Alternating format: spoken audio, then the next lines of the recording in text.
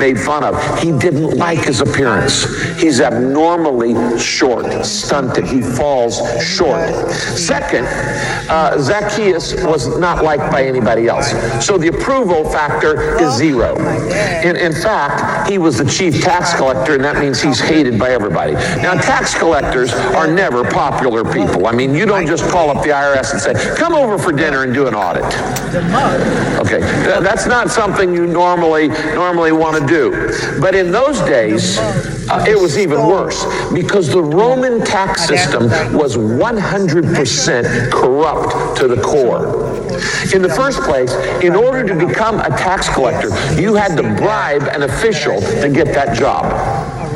Because once you got it, you were going to make an awful lot of money. But you had to bribe an official to become a tax collector. So you had to be dishonest just to get the job. Then, in the Roman tax collection system, Rome didn't care how much you collected as long as they got their percentage. And you could collect 2, 3, 4, 5, up to 10 times as much as Rome required and keep it all for yourself. So really, a tax collector in this days is more like a mafia extortionist. He can come to your house and say, you're going to pay me this amount of money, when Rome's only said this much, and he said this much, and if you don't do it, I'm going to throw you in jail. I'm going to make you an offer you can't refuse.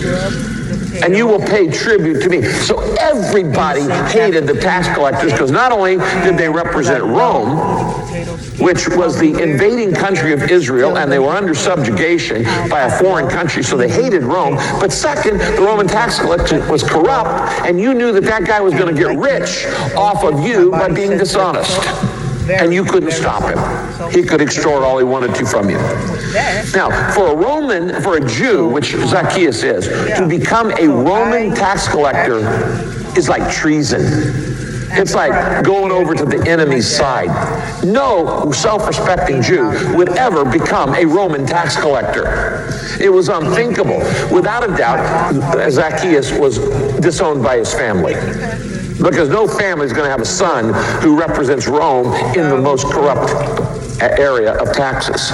So he's disowned by his family. In fact, in those days, you were barred from going to worship if you worked for Rome. You could not go to the Jewish synagogue because they believed you had sold out. In fact, Jewish law in that day meant that the Roman, anybody who was a tax collector for Rome, that was it. Throughout my pregnancy, there are accidental parents, but there are no accidental children. And although I'm a single mom today with the support of my family, we're thriving. I want to make sure that she grows up to find her purpose and to serve God. So thanks for renewing my faith in God. And as I still try to find and fulfill my purpose, please pray for me and my child. Wow. Marquita, you are so right. God does have a plan and a purpose for every single baby. There are no accidental babies. So I want to take a moment right now and just pray for you in this broadcast. I pray for you and for your daughter. Lord, I'm asking you right now to put your hand of protection, your hand of blessing, your hand of guidance. Daily Hope, generous friends of this ministry have provided a $100,000 matching grant. And that means that every dollar you give to help share the transforming love of Jesus through Daily Hope will be doubled up to $100,000. But there's only a few more days to have your gift doubled. Anything not matched will be lost. So please give your best gift today. Just go to PastorRick.com or text the word HOPE to 70309. Again, that's PastorRick.com or text the word HOPE to 70309. And thank you so much for your support. Be sure to join us next time as we look into God's Word for our daily hope. This program is sponsored by Pastor Rick. Of your stomach, I used to be 433 pounds. I lost between 167 and 170. Every day the weight fluctuates, but I'm trying to lose 100 pounds more. It is extremely difficult, even though I've drastically changed my diet. And I work out, I increase my water and everything. My body feels so exhausted most of the time. because my heart beats extremely slow. Like I said, I was diagnosed with SSS, sick sinus syndrome, after having the vertical sleeve gastrectomy. 1 year after the vertical sleeve gastrectomy, I didn't have this issue before, right? However, 1 year after having the vertical sleeve gastrectomy, I was losing weight extremely fast, and I have been overweight since I was 8 years old. So the majority of my life, my body is very used to carrying a lot of weight, very used to it, and I didn't have a sedentary lifestyle. As you can see, I am oiling my potatoes, and each have its little square foil that I ripped it into so I can meal prep. But after I bake these potatoes, I let them cool down, and then I put some in the refrigerator and I put some in the freezer for later on. And you're gonna see later that I'm gonna do a couple bacons to make my own bacon bits, because I don't want any extra additives to it.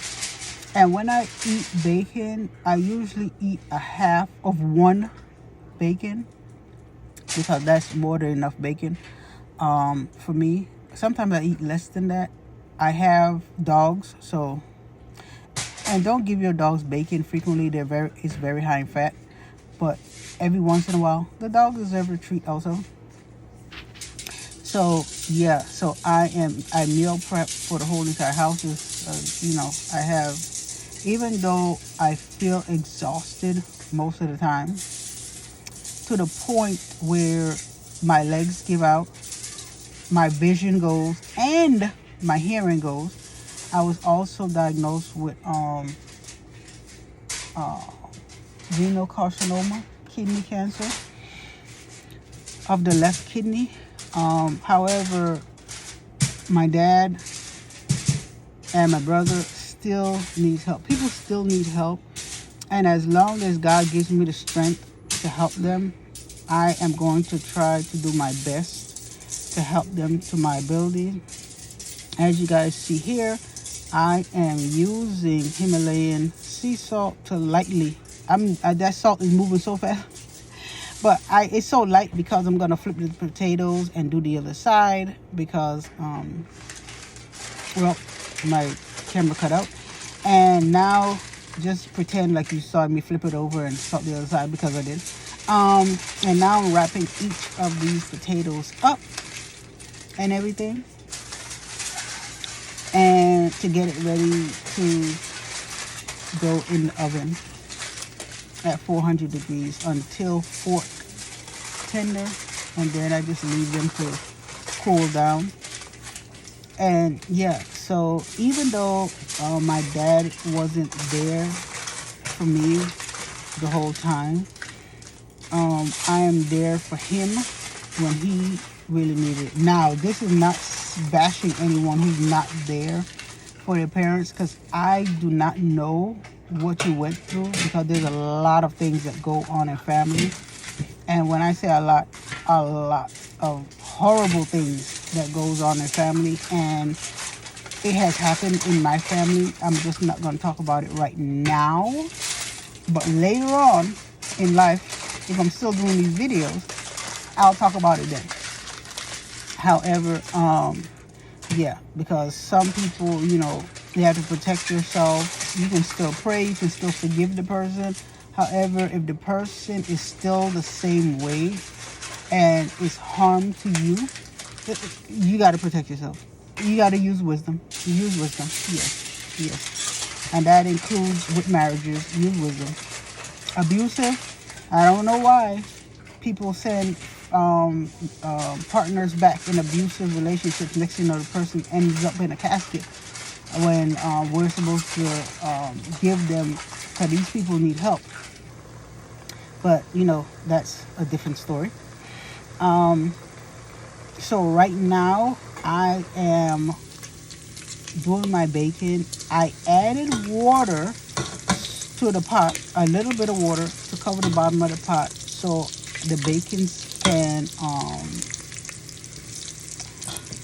the heat can be distributed better, because anyone ever fried bacon with out water. You know, the bacon, even though it's flat, it gets all crimply, and some of it touches the pot, some of it don't touch the pot.